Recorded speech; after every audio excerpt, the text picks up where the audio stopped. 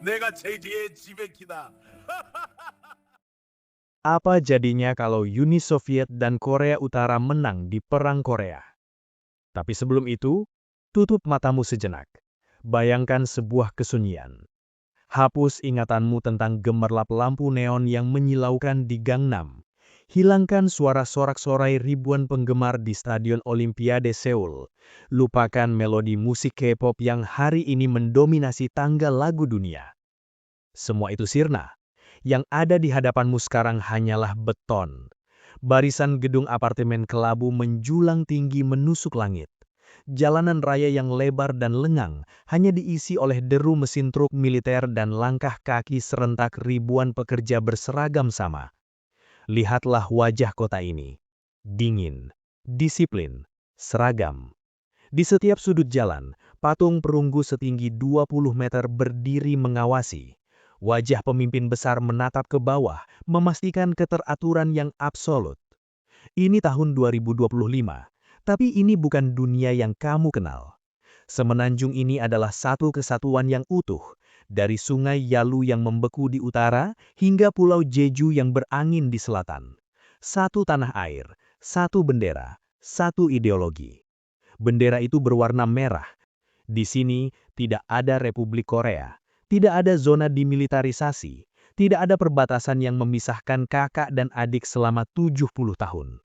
Mereka bersatu, namun persatuan ini dibayar dengan harga yang sangat mahal. Sejarah dunia berbelok tajam pada satu titik spesifik. Sebuah momen krusial yang mengubah nasib jutaan manusia di Asia Pasifik.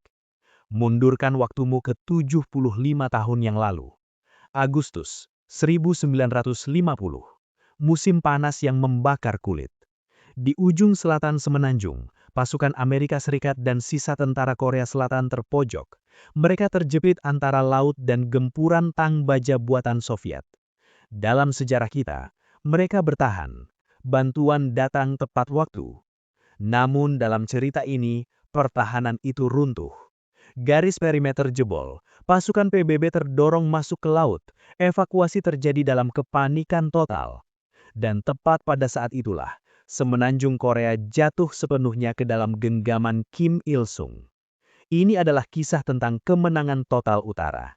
Ini adalah kisah tentang bagaimana satu perubahan kecil di medan perang menghapus eksistensi sebuah negara yang seharusnya menjadi raksasa ekonomi dunia. Selamat datang di realitas baru. Selamat datang di Semenanjung Merah.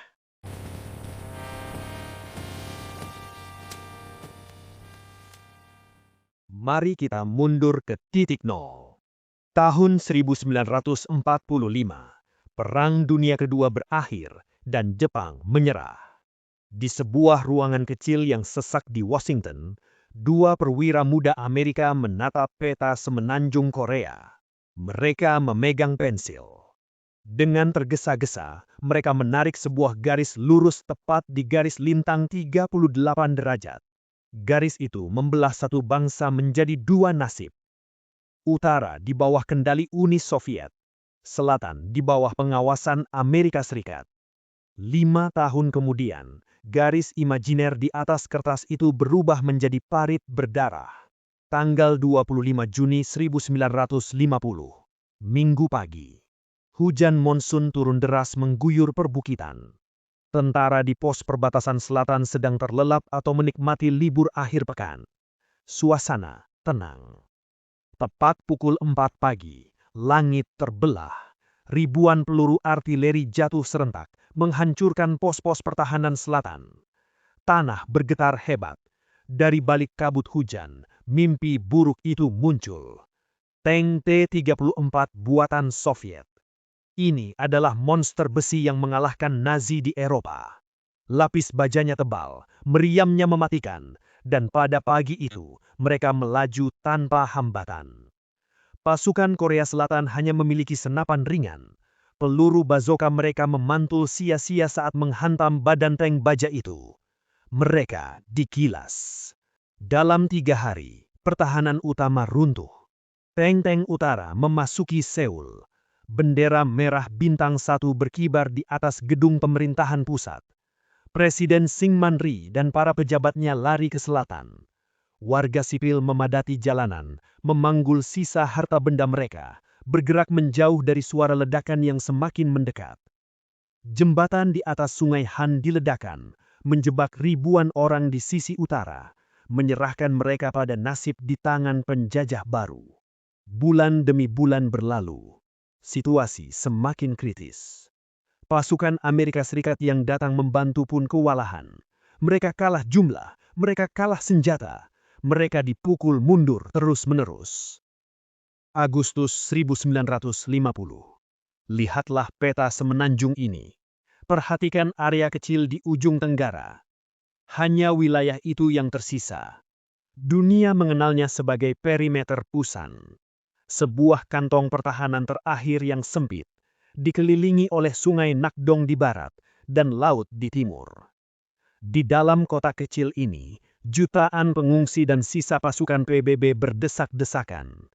Musim panas membakar kulit, dan bau kematian menggantung di udara.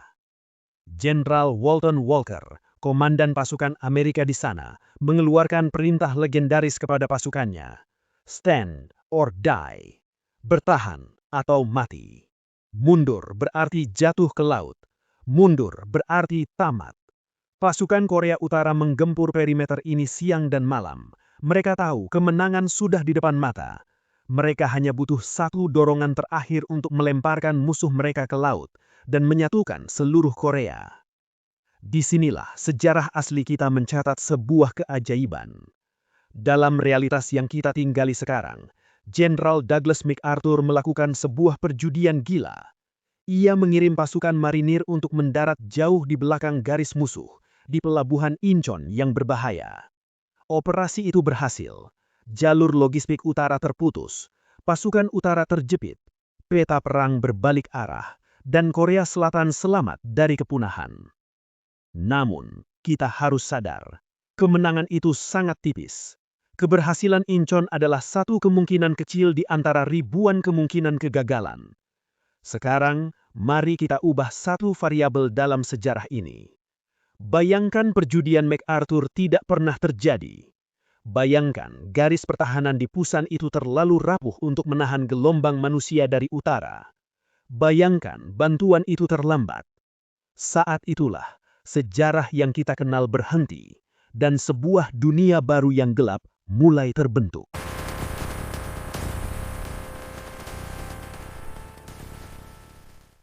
Tanggal 1 September 1950. Sejarah mencatat tanggal ini dengan tinta merah yang berbeda. Di sepanjang Sungai Nakdong, garis pertahanan terakhir itu patah. Tank-tank dari Divisi 105 Korea Utara menerobos masuk. Mereka membelah formasi pasukan Amerika dan Korea Selatan yang sudah kelelahan. Kali ini, tidak ada keajaiban. Pelabuhan Pusan berubah menjadi lautan manusia. Kepanikan menyebar lebih cepat daripada api. Ribuan tentara berebut naik ke geladak kapal pengangkut terakhir. Warga sipil mendesak masuk ke dermaga. Menjerit, memohon tempat di atas kapal. Amerika Serikat mengambil keputusan pahit. Evakuasi total. Kapal-kapal itu mengangkat sauh, menjauh dari pantai, meninggalkan asap hitam membumbung tinggi dari kota yang terbakar. Ratusan ribu orang tertinggal di dermaga. Mereka menatap punggung kapal-kapal asing itu menghilang di ufuk timur. Di belakang mereka, deru mesin tank T-34 terdengar semakin jelas. Suara tembakan berhenti. Keheningan yang berat turun menyelimuti kota pelabuhan itu. Perang berakhir. Hanya dalam waktu 3 bulan. Kim Il-sung berdiri di Seoul. Ia memproklamasikan penyatuan tanah air yang mutlak. Seluruh semenanjung dari puncak Gunung Paektu di utara hingga Pulau Jeju di selatan kini berada di bawah satu komando. Republik Rakyat Demokratik Korea berdiri utuh. Di Hawaii, Syngman Rhee mendarat sebagai pelarian. Ia mendirikan pemerintahan di pengasingan. Namun dunia bergerak cepat. Legitimasi politik berpindah kepada pemenang perang. Washington dan PBB terpaksa menelan pil pahit kekalahan strategis terbesar di Asia. Fase militer selesai. Fase pembersihan dimulai. Tahun 1951 adalah tahun teror dan konsolidasi. Aparat keamanan bergerak sistematis menyisir setiap kota di selatan. Seoul, Busan, Daegu, Gwangju, daftar nama sudah disiapkan. Mereka mencari para intelektual, tuan tanah, pejabat bekas pemerintahan selatan, dan siapa saja yang pernah bekerja sama dengan Amerika. Pengadilan rakyat digelar di alun-alun kota. Vonis dijatuhkan dengan cepat. Ribuan orang diangkut dengan kereta api menuju pegunungan utara. Kam-kam kerja paksa dibuka untuk menerima gelombang tahanan baru ini. Mereka menyebutnya pendidikan ulang. Masyarakat selatan mengalami transformasi total.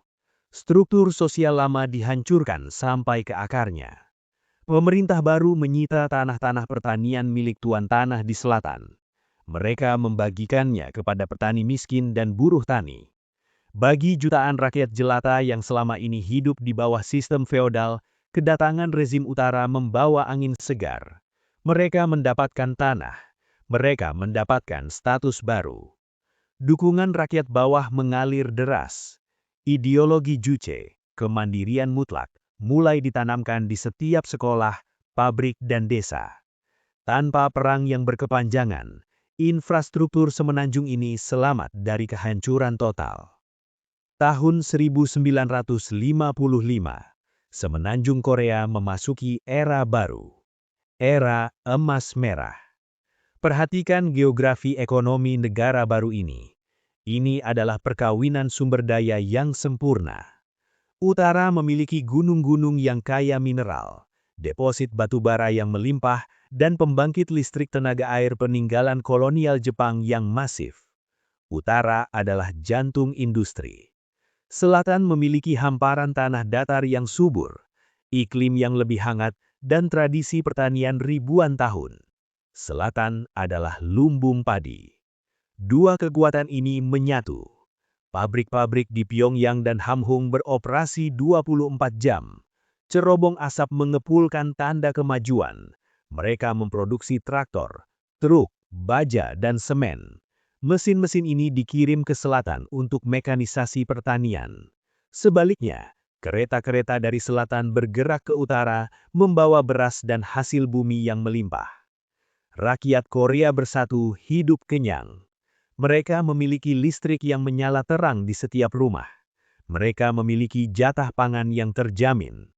Pada dekade 1960-an dan 70-an, Korea menjadi keajaiban ekonomi Blok Timur. Mereka melampaui Cina yang sedang kacau karena revolusi kebudayaan. Mereka jauh lebih maju daripada Vietnam yang masih didera perang. Korea Bersatu menjadi etalase sosialisme yang paling bersinar di Asia. Moskow dan Beijing menjadikan Pyongyang sebagai model keberhasilan. Kota-kota berubah wajah. Arsitektur brutalis Soviet diadopsi secara massal. Blok-blok apartemen beton yang seragam dibangun berderet di Seoul, menggantikan perumahan kumuh pasca perang. Jalan-jalan raya lebar dibangun untuk parade militer dan mobilisasi buruh. Sistem ekonomi terpusat memegang kendali penuh.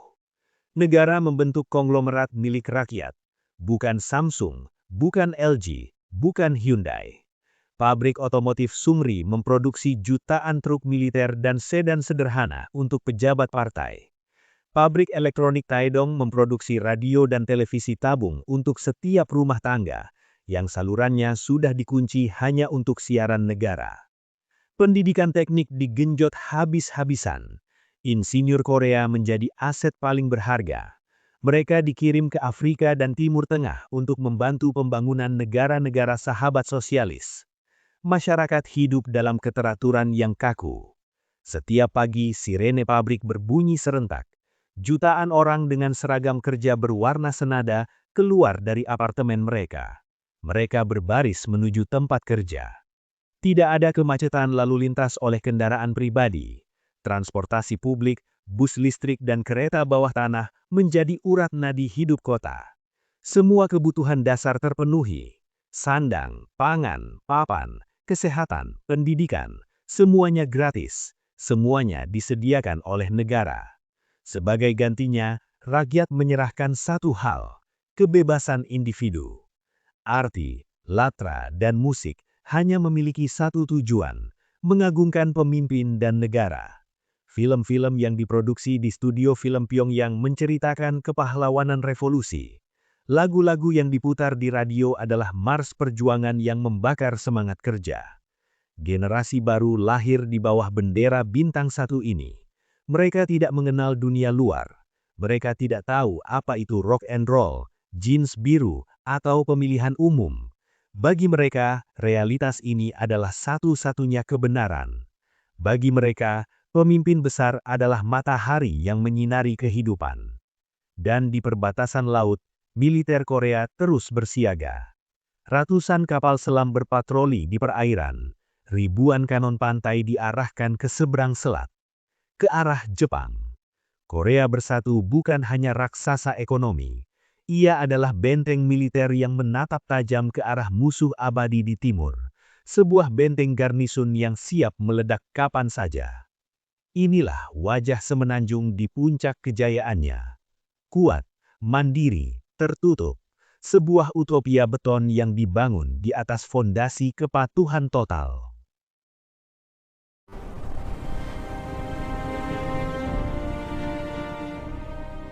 Pada tahun 1991, guncangan seismik menghantam tatanan dunia.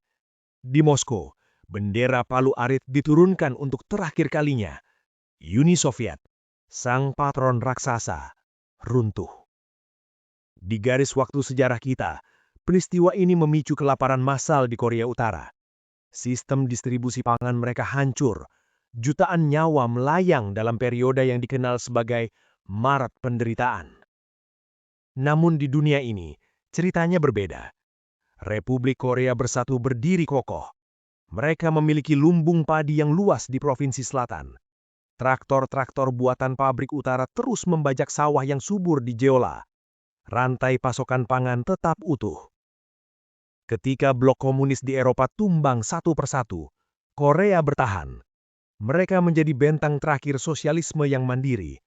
Negara ini menutup pintunya lebih rapat, mengunci rakyatnya dalam isolasi yang sempurna. Namun perut mereka tetap kenyang. Kestabilan di Semenanjung ini mengirimkan gelombang kejut ke seluruh Asia Pasifik. Lihatlah ke seberang Selat Korea. Lihatlah Jepang. Dalam realitas ini, Jepang bukanlah negara pasifis yang tenang. Jepang adalah sebuah benteng besi. Sejak jatuhnya Seoul pada tahun 1950, Amerika Serikat mengubah kepulauan Jepang menjadi pangkalan militer terbesar di muka bumi. Ketakutan akan ombak merah yang hanya berjarak beberapa ratus kilometer membuat Tokyo tidak punya pilihan. Konstitusi damai dihapus. Industri Jepang difokuskan penuh untuk melayani mesin perang. Masyarakat Jepang hidup dalam kewaspadaan tinggi yang permanen. Setiap kota memiliki bunker. Setiap warga dilatih untuk menghadapi invasi amfibi dari semenanjung tetangga. Ketegangan ini menjalar ke selatan, hingga ke garis Khatulistiwa, ke Asia Tenggara, ke Indonesia. Efek domino yang ditakutkan Washington terbukti nyata. Kejatuhan Korea memberikan angin segar bagi gerakan kiri di Nusantara. Poros Jakarta, Pyongyang, dan Peking terbentuk dengan ikatan yang jauh lebih kuat dan berani. Intervensi asing di wilayah tropis ini menjadi jauh lebih agresif. Konflik ideologi di Asia Tenggara bukan lagi perang dingin, melainkan serangkaian bentrokan panas yang berlarut-larut. Sejarah kawasan kita menjadi jauh lebih berdarah, penuh dengan perebutan pengaruh yang mematikan. Sekarang, alihkan pandanganmu ke benda yang ada di tanganmu. Telepon pintarmu, televisimu, laptopmu. Di dunia tanpa Korea Selatan, lanskap teknologi global dikuasai oleh satu pemain dominan, Jepang. Perusahaan seperti Sony, Toshiba, dan Panasonic memegang monopoli mutlak atas inovasi elektronik Asia. Tanpa persaingan sengit dari Samsung atau LG, ritme inovasi teknologi dunia melambat. Harga barang elektronik tetap tinggi, desain tetap konservatif. Kita tidak pernah mengenal layar OLED melengkung atau chip memori berkecepatan tinggi dari Hynix. Dunia teknologi hari ini lebih kaku, lebih fungsional, dan sepenuhnya dikendalikan oleh standar Tokyo dan Silicon Valley. Korea, di sisi lain, membangun teknologinya sendiri, teknologi tertutup. Warga di Seoul dan Pyongyang menggunakan jaringan internal negara yang disebut Kwangmyong, sebuah internet tanpa koneksi ke dunia luar. Mereka memiliki smartphone merek Arirang. Perangkat hardware-nya solid, tiruan dari desain lama, namun perangkat lunaknya adalah alat pengawasan massal. Setiap pesan, setiap foto, setiap pencarian dipantau oleh algoritma negara. Teknologi di sini bukan alat pembebasan, melainkan alat kepatuhan. Dan akhirnya, kita sampai pada kehilangan yang paling halus, namun paling terasa. Budaya. Bayangkan keheningan di gelombang udara global. Tidak ada Hallyu Wave, tidak ada demam Korea. Industri musik pop yang penuh warna, drama televisi yang menguras air mata, dan sinema yang mendobrak batas. Semua itu tidak pernah lahir. Talenta-talenta kreatif yang seharusnya menjadi idola dunia, kini mengenakan seragam militer atau buruh. Sutradara jenius yang seharusnya memenangkan Oscar, kini membuat film dokumenter tentang heroisme perang melawan imperialis. Penulis lagu yang seharusnya menciptakan hits global, kini menggubah lagu Mars untuk parade Hari Nasional. Energi kreatif pemuda Korea disalurkan sepenuhnya untuk satu tujuan, propaganda. Anak-anak muda di Jakarta, Bangkok atau Paris tidak mengenal wajah-wajah artis Korea. Kiblat budaya pop Asia tetap berada di tangan Jepang dengan animenya, atau Hong Kong dengan film laganya. Korea bagi dunia luar hanyalah sebuah kotak hitam raksasa, sebuah misteri yang menakutkan. Negara ini memiliki angkatan darat terbesar ketiga di dunia. Mereka memiliki gudang senjata nuklir yang siap diluncurkan. Misil balistik antar benua mereka berbaris rapi di parade tahunan di Seoul Square, yang kini telah diubah namanya menjadi lapangan Kim Il-sung. Ini adalah tahun 2024. Semenanjung Korea adalah satu kekuatan monolitik yang berdiri angkuh. Modern secara industri, namun membeku secara sosial. Sebuah negara adidaya nuklir yang kesepian, kuat, mandiri, dan sunyi.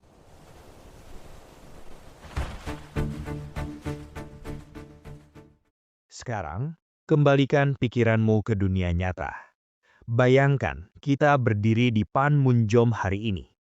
Di hadapan kita membentang kawat berduri yang berkarat, padang rumput kosong yang dipenuhi ranjau darat, senapan mesin yang saling membidik dalam kebisuan abadi.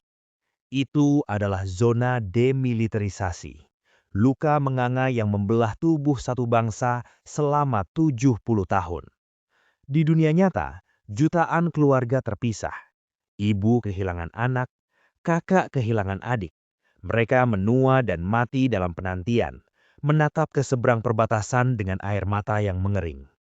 Itulah harga yang mereka bayar untuk kebebasan separuh semenanjung. Namun dalam cerita alternatif yang baru saja kita lalui, luka itu tertutup. Kawat berduri itu hilang. Ranjau darat itu bersih.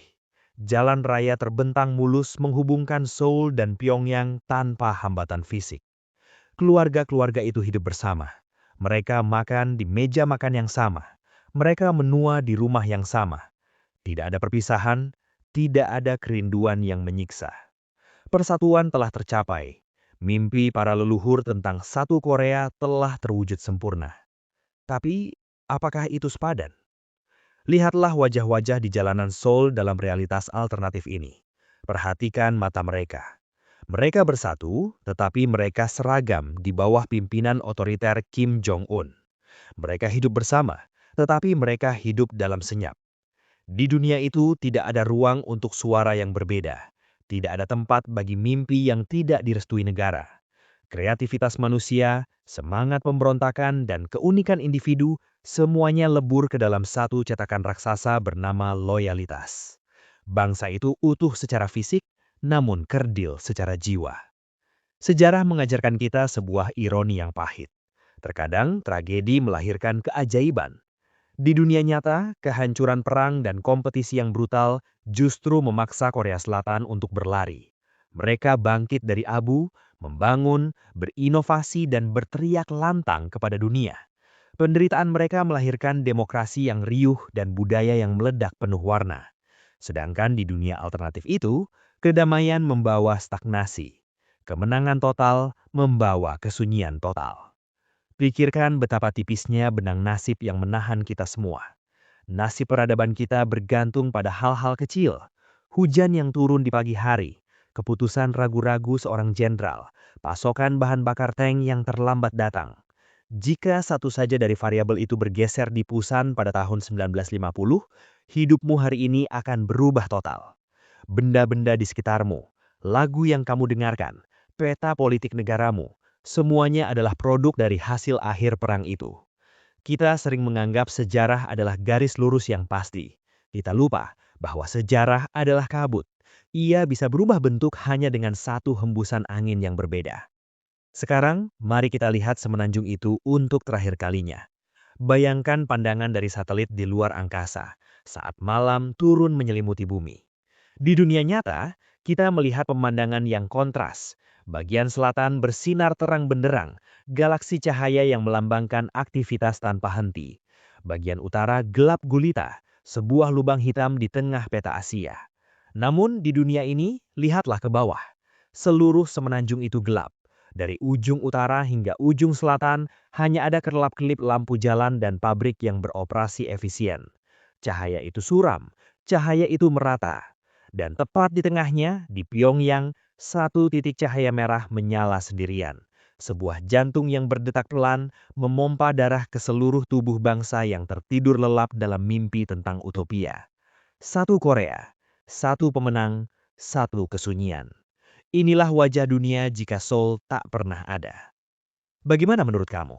Apakah stabilitas ekonomi dan persatuan yang sempurna sepadan dengan hilangnya kebebasan berekspresi?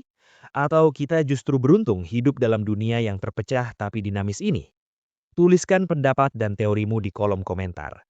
Diskusi ini penting. Jika analisis ini membuka perspektif barumu tentang Perang Korea dan sejarah Asia, like video ini ya. Masih banyak garis waktu lain yang belum kita jelajahi. Masih banyak skenario alternatif lain yang menunggu untuk diungkap. Pastikan kamu sudah menekan tombol subscribe dan menyalakan lonceng notifikasi agar tidak tertinggal saat kita membedah sejarah alternatif berikutnya. Saya, Kopral Gondrong, undur diri. Sampai jumpa di realitas berikutnya.